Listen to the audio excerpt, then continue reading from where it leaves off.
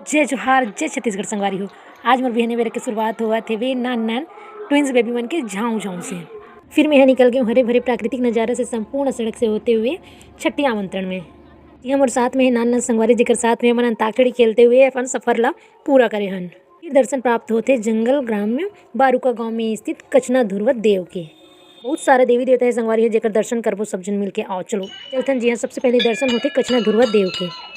जी हाँ, भक्तगण मन के कितना भीड़ लगे संगवारी देख सकते हो आप मन। बंजारी माता के दर्शन के बाद में दर्शन होते माँ सोनाई के, जहाँ पे स्थित रोली की टीका में भी लगा ले हों। फिर इति पर देखो संगवारी हो, यह है पूरा ज्योति कलश जहाँ पे नवरात्र में बहुत सारा ज्योति कलश जलते। फिर दर्शन करथन वीर बलि हनुमान के।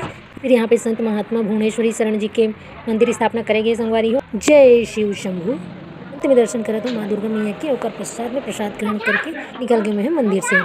फिर हम पहुंच गए छठी वाले गांव में संगवारी देख सकते हो। यहाँ पर ये समधिन भेंट वाले कार्यक्रम चलते और ये बाबू देखो तो संगवारी हो।